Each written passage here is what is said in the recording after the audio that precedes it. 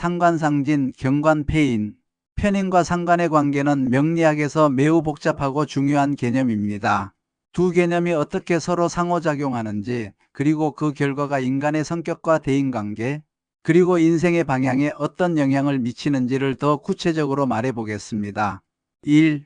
편인은 사람의 성격 중에서 복잡하고 모순적인 면을 내 사람을 진심으로 위하는 마음이 1% 있고 타인을 이용하려는 마음이 99%가 있습니다.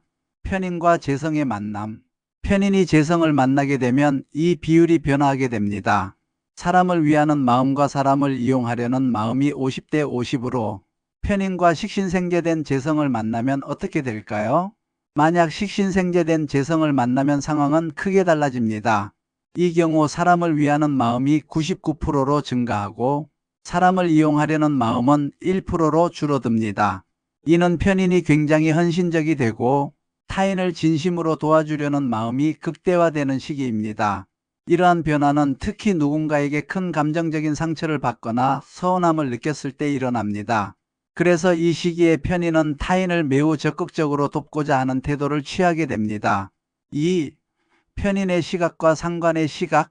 편인의 시각으로 볼 때 편인은 대인관계에서 이 사람이 나를 위하는 것일까? 아니면 이용하려고 하는 것일까? 라는 의문을 가지고 사람들을 바라봅니다.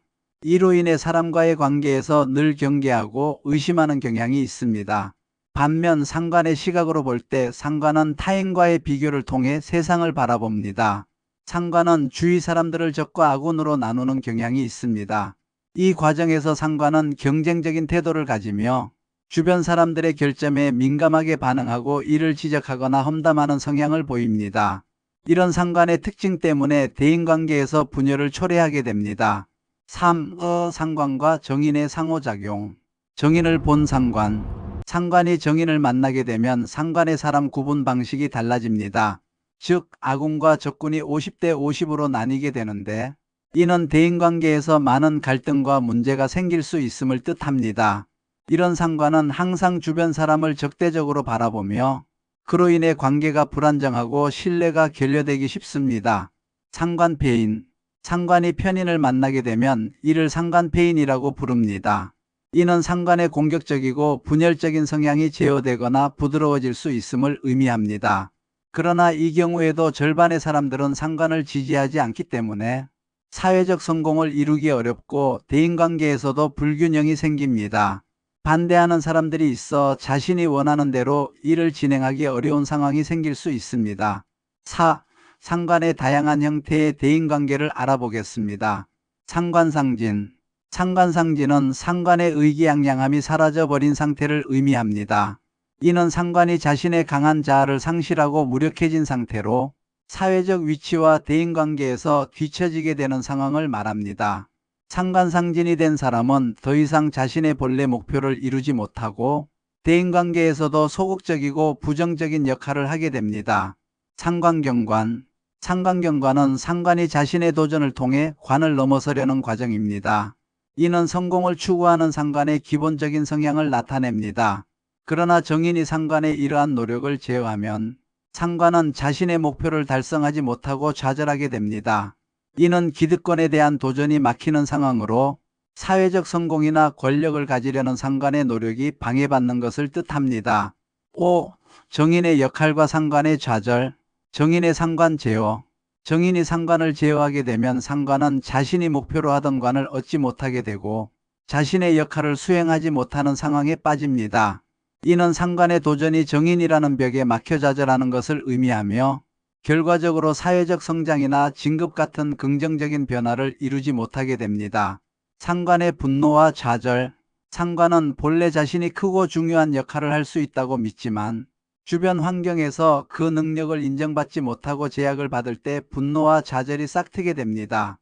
이를 상관상진이라고 하며 이 경우 상관은 더 이상 사회적 역할에서 성공할 수 없고 때로는 극단적인 선택을 하게 되는 경우도 생깁니다. 6. 상관의 성공과 실패. 관인상생. 상관이 관인상생을 통해 정관과 조화를 이루게 되면 이는 사회적 진급이나 성공적인 경력 발전을 의미합니다. 상관의 성향이 긍정적인 방식으로 발현되면 큰 성취를 이룰 수 있지만 그렇지 못할 경우 좌절하거나 대인관계에서 어려움을 겪게 됩니다. 상관생재. 상관생재는 상관이 자신의 에너지를 통해 재성을 만들어내는 과정입니다. 이는 상관이 부를 창출하거나 경제적으로 성공하는 것을 의미합니다. 상관이 재성을 만나서 성공적인 경영 전략을 세우면 큰 성과를 이룰 수 있지만 그렇지 못하면 실패하게 됩니다. 7. 상관과 편인의 관계에서의 변화. 상관과 편인은 각자의 특성을 가지고 있으며 이들의 관계는 운의 흐름에 따라 변화합니다. 상관패인 상태에서 어느 날 상관상진이 될 수도 있고 그 반대로도 가능합니다. 예를 들어 상관패인 상태에서 자신의 능력을 최대한 발휘하던 사람이 갑자기 상관상진 상태가 되어 가정적인 역할에 헌신하는 상황으로 바뀔 수 있습니다. 이처럼 상관과 편인의 관계는 상황과 운의 흐름에 따라 유동적으로 변하며 이를 이해하고 해석하는 것이 중요합니다. 결론적으로 말하면 편인과 상관은 각각의 독특한 성질과 특성을 지니고 있으며 이들의 상호작용은 사람의 성격, 대인관계, 그리고 사회적 성공과 실패에 큰 영향을 미칩니다. 상관패인, 상관상진, 그리고 관인상생 등은 각각의 상태에서 인생의 방향과 태도가 어떻게 변화하는지를 보여주는 중요한 개념입니다. 특히 정인이 상관을 제어하거나 상관이 관을 넘어서려는 노력이 어떻게 좌절되고 성공하는지에 따라 그 사람의 인생이 크게 달라질 수 있습니다.